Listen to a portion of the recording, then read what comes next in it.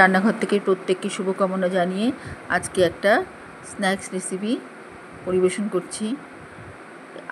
যে কোনো রেসিপি, তেলে ভাজা রেসিপির সঙ্গে একটু আলু সিদ্ধ দিয়ে পরিবেশন করলে বা স্যালাড দিয়ে পরিবেশন করলে মনে হয় সেটা হজম হতে খুব তাড়াতাড়ি সুবিধা হয়।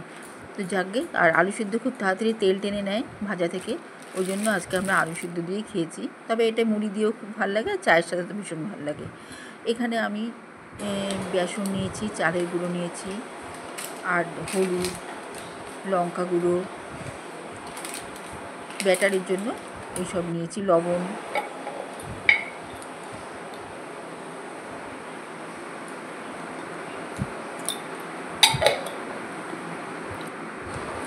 গোলমরিচের গুঁড়ো, এইসব নিয়েছি ব্যাটারের জন্য। ব্যাটারটা এখনও গুলে রাখলাম না, পাশেই রাখা আছে, শুকনো অবস্থাতে আছে। এবারে আমি ঢ্যাঁড়সের মাঝখানটাতে একটা করে কাঁচা লঙ্কা ভরে দিচ্ছি। কারণ কি, ঢ্যাঁড়সটা এমনি কোনো স্বাদ থাকে না ঢ্যাঁড়সে, এইভাবে কাঁচা লঙ্কা ভরে আমি রেখে দিচ্ছি।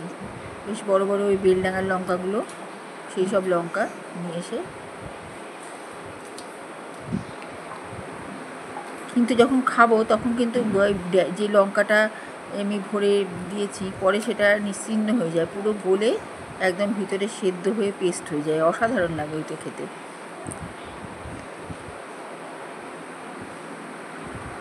আর উপরে কোটিংটা এটা থাকছে, ব্যাটারটা থাকছে, আর ভিতরে লঙ্কাটা একবারে গলে যাচ্ছে, ঝাল আর ঢ্যাঁড়সের একটা স্বাদ আছে, সব মিলে দুর্দান্ত হয় এই পকোড়াটা।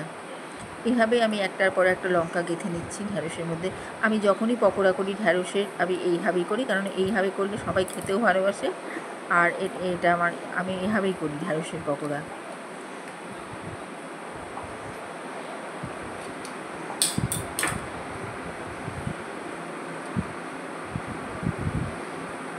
এটা ডালের সাথেও খাওয়া যায়, দুপুরবেলার ডালের সঙ্গে এরকম নানা রকম সবজি, পাঁচমিশালি সবজি, ডাল, তার সাথে এরকম পকোড়া ভেজে খাওয়া যায়, ভালোই লাগবে খেতে। তাছাড়াও আমরা এটা মুড়ি দিয়েও খাই। সন্ধ্যের দিকে মুড়িটা একটু হালকা গরম করে নেই, শুকনো মুড়ি, তারপরে সর্ষের তেল, কাঁচা সর্ষের তেল মুড়িতে মিশিয়ে দিই, দিয়ে একটু ভালো করে ঝাঁকিয়ে নিয়ে এরকম পকোড়া দিয়ে খেয়ে নিই। তার সাথে একটু আলু সিদ্ধ থাকে। এইভাবে আমি এদিকে প্রতিটা ঢ্যাঁড়সের মধ্যে আমি একটা করে লঙ্কা গেঁথে নিচ্ছি।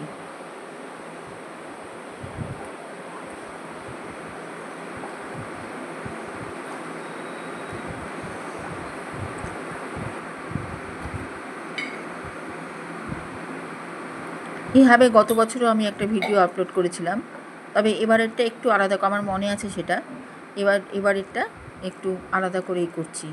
এর উপরে একটা ফ্লেভার রাস্তে ভাজার পর আমি এর উপরে একটা ফ্লেভার যোগ করছি।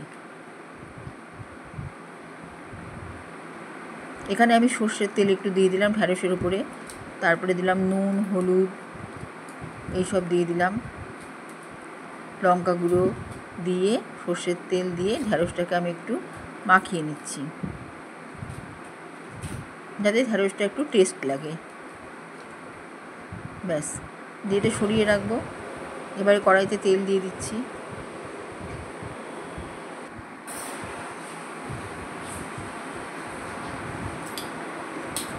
আর একটা কাজ আজ বাকি আছে, সেটা হচ্ছে এই যে ঢ্যাঁড়সগুলো যে আমি সব মশলা মাখিয়ে রেখেছি কাঁচা ঢ্যাঁড়সে, এবার একটু ফুড়ে নিচ্ছি। এতে হয় কি, ভেতরে তেলটা যে ভালো মতো হিট হয়ে লঙ্কাটাকে গলিয়ে দেয়।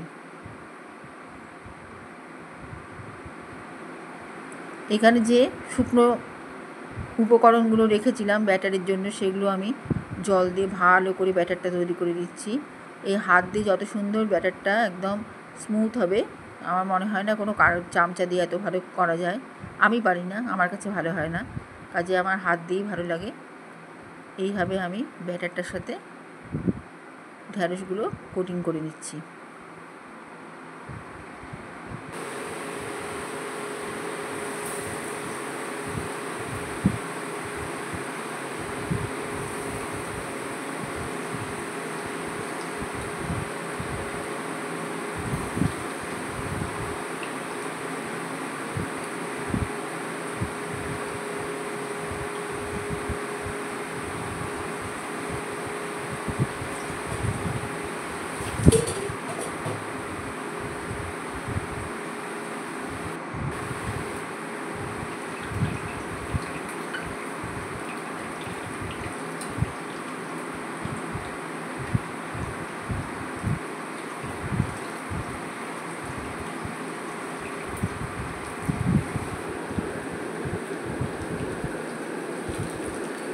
এভাবেই এপিট ওপিট করে নিচ্ছি।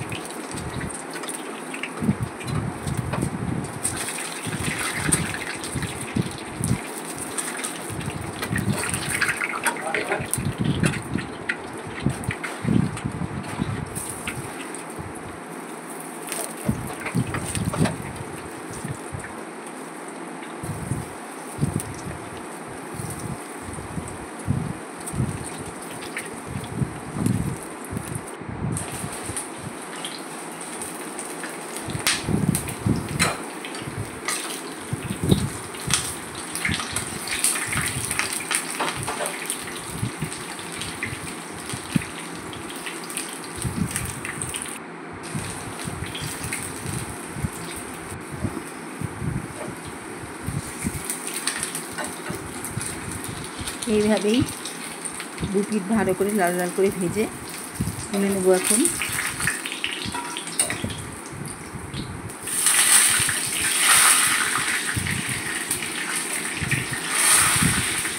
এর উপর দিয়ে একটু গরম তেল ছড়িয়ে দিতে হয়, তাহলে জিনিসটা বেশ ভালো মুচমুচে থাকে আর একটু গরমও থাকে।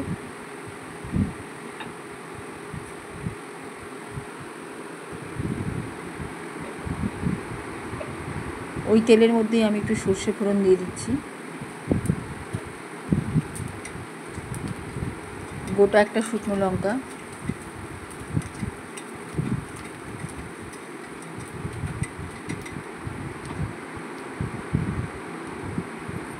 কারি পাতা।